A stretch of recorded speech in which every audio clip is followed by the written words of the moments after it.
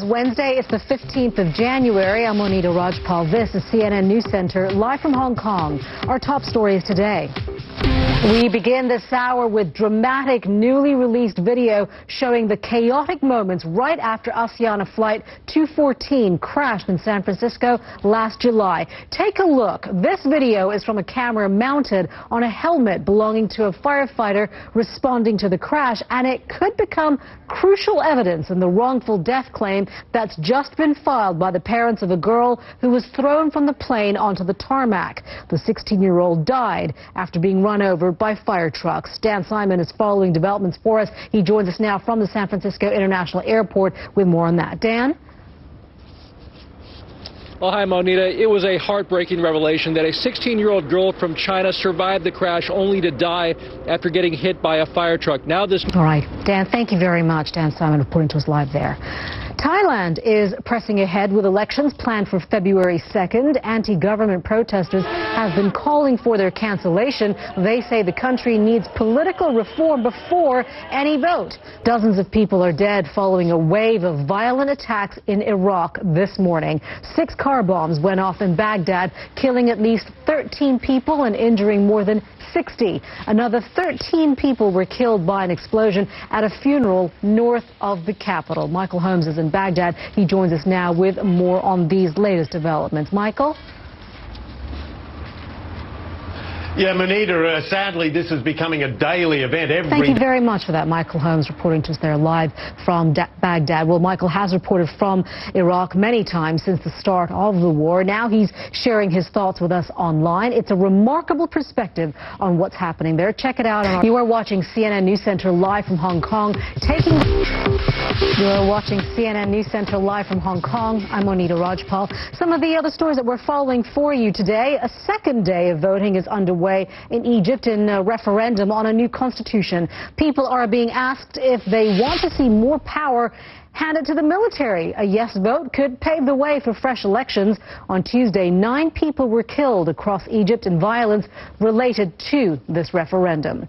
U.S. investigators say they are ready to help Japanese officials after another incident on a Boeing 787 Dreamliner involving smoking batteries. It happened Tuesday during scheduled maintenance in Tokyo. Officials say no passengers were on the Japan Airlines jet when one of its lithium-ion batteries apparently overheated.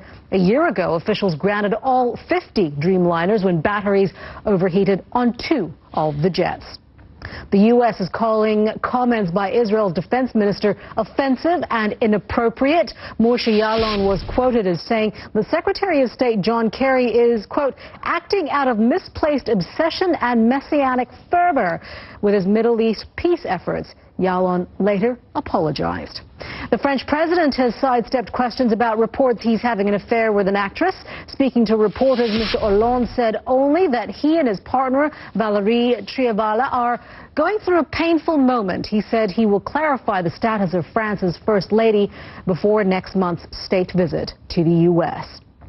For 4 days, the world watched in horror as armed terrorists took over a Nairobi shopping center. By the time their siege was over, more than 60 people were dead, and Westgate Mall lay in ruins. Kenya says the gunmen behind the carnage were killed, but 4 men suspected of sheltering them appeared on trial in a Nairobi courtroom today. The case was adjourned just a short time ago. Let's get you more on this now from CNN's Nema Albagi, who joins us now from Nairobi with more on that. Nema, what happened in court today?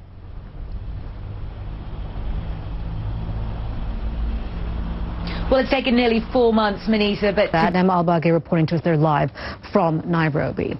World leaders are ramping up efforts to try to address the intensifying conflict in Syria.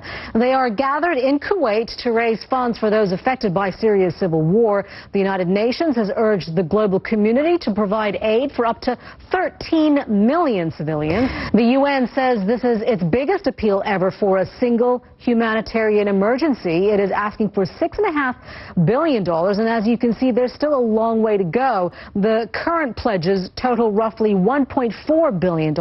That's close to the final amount pledged last year, though only 75% of it came through. But there is a ray of hope for some of Syria's displaced victims. In neighboring Turkey, artificial limbs offer the wounded a different future. Senior international correspondent Ivan Watson has more. You are watching CNN News Center live from Hong Kong. You are watching CNN News Center live from Hong Kong. Temperatures are still soaring in southeast Australia and no relief is expected until Saturday. Amelia Mulcahy shows us how Australians are trying to cope. A 5-day record-breaking heat wave has left the southeast of Australia. Amelia Mulcahy reporting there. So let's go to our Mari Ramos at the World Weather Center to see if those temperatures are expected to drop by the weekend. Mari, what can you tell us? It's going to be a huge difference from what we have today, what we've had over the last few days, and as we head into Saturday, where the temperature... That's a crazy difference there, Mari. Unbelievable. All right, at least it's being more comfortable for them there. Mari, thank you very much for that. Now, singer Justin Bieber had some uninvited guests at his place yesterday. The LAPD, why? Well, they were looking for security camera footage of the singer's home on Thursday night where eggs were allegedly thrown at a neighbor's house. We're watching CNN News Center. I'm Monita Rajpal at CNN Hong Kong. Thank you for joining us. I'll update you the news headlines in just a few minutes.